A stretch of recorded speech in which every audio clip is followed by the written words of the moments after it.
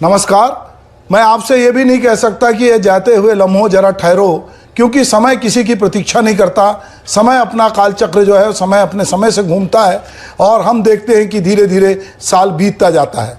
साल 2023 अब अपने अंतिम चरण में है।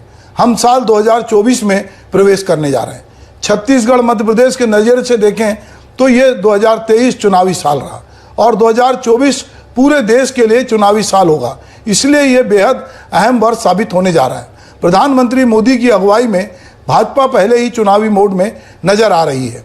वहीं कांग्रेस जो है इंडिया गठबंधन के जरिए वो लगातार जो भरोसे मोदी की सरकार को घेरने की कोशिश कर रही है। हाल ही में जिन राज्यों में विधानसभा चुनाव होना है वहां पर प्रचार प्रसार के दौरान जो हुआ, वहां प्रचार प्रसार के दौरान प्रधानमंत्री नरेंद्र मोदी के चेहरे को सामने रखा गया और इसका लाभ हिंदी भाषी प्रदेशों में मिला। हालांकि तेलंगाना और मिजोरम में उस तरह का जादू नहीं चल पाया। हालांकि 3 राज्यों में मिली जो सफलता है या जीत कहें, उससे भाजपा का आत्मविश्वास आसमान पर है और मोदी की गारंटी सर चढ़ के बोल रही है। इधर कांग्रेस ने 2024 के मद्देनजर नागपुर में स्थापना दिवस के दौरान अपनी शक्ति का प्रदर्शन करने की कोशिश की। इसके अलावा राहुल गांधी ने मणिपुर से मुंबई तक न्याय यात्रा निकालने की जो है घोषणा की है। इसके पहले भी वो यात्रा निकाले चुके हैं भारत जोड़ो और उसको बहुत अच्छा रिस्पांस मिला था। कांग्रेस ने स्थापना दिवस के दिन रैली निकालने के लिए नागपुर को चुना। ये शहर राष्ट्रीय स्वयंसेवक का गढ़ माना जाता है। नागपुर में कांग्रेस ने रैली से लोकसभा चुनाव के लिए संकनाद किया है। साफ है कि राहुल गांधी कांग्रेस और देश को ये संदेश देना चाहते हैं कि इन 3 राज्यों में मिली हार के बाद भी पार्टी का भरोसा बना हुआ है। दरअसल 2024 और 2019 में लगातार 2 बार नितिन गडकरी के नागपुर से जीत दर्ज करने के बाद नागपुर बीजेपी का गढ़ माने जाने लगा।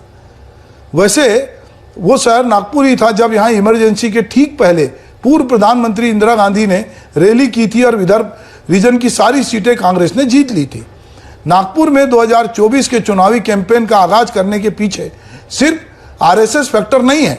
कांग्रेस महाराष्ट्र के उस हिस्से को और मजबूत करना चाहती है जो उसके लिए बड़ी ताकत साबित हो रहा है। इसके अलावा नागपुर में हुंकार भर महाराष्ट्र के साथ ही हिंदी पट्टी में भी उसके कंपन को महसूस कराया जा सकता है। नागपुर बाबा साहब अंबेडकर की दीक्षा भूमि भी है। 14 जनवरी को जो भारत न्याय यात्रा शुरू करने जा रहे हैं उसका समापन मार्च महीने में मुंबई में होगा। सवाल पूछे जा रहे हैं कि क्या बीजेपी के राम मंदिर वाले मास्टर स्ट्रोक को काउंटर करने के लिए समारोह से ठीक पहले राहुल भारत न्याय यात्रा करने जा रहे हैं। भारत न्याय यात्रा 14 जनवरी को पूर्वोत्तर राज्य मणिपुर से शुरू होगी।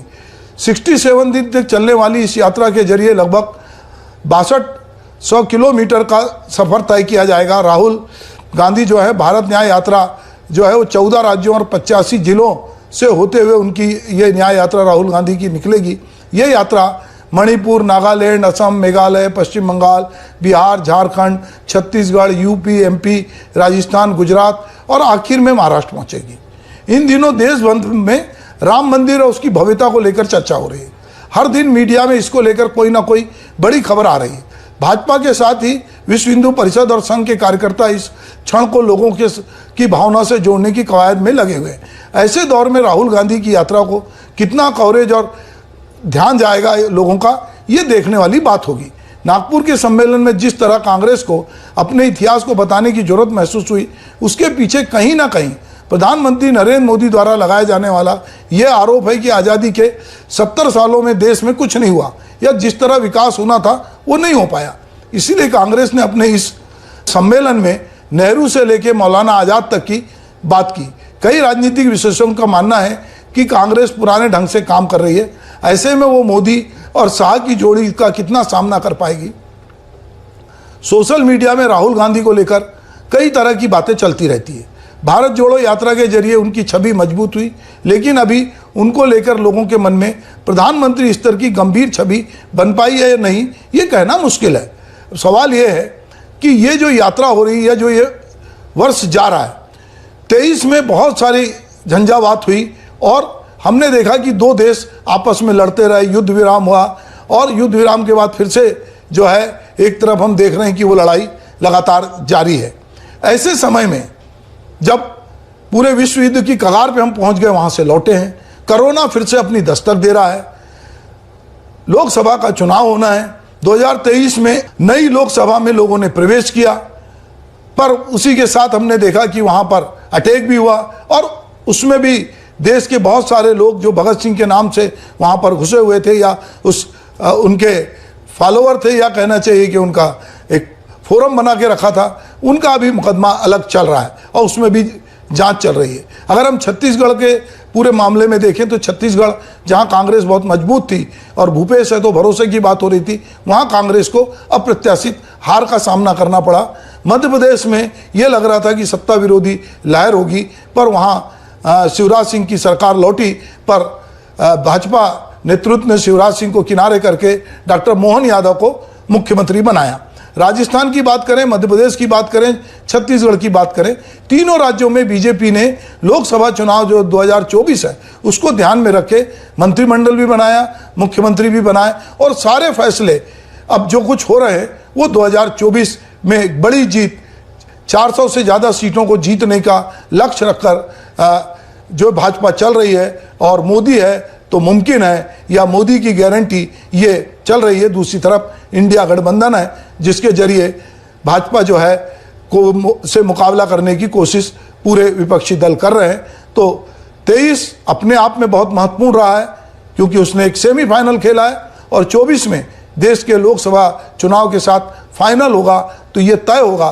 पर बीजेपी 2024 से आगे की बात कर रही है, वो 2029 की बात कर रही है और वो कह रही कि हमारा निशाना 2029 है। और वैसे वो आज़ादी के 100 साल तो विजन 2047 भी उसने बना के रखा है और इस पर भी पिछले दिनों नरेंद्र मोदी जी ने अपनी बात कही।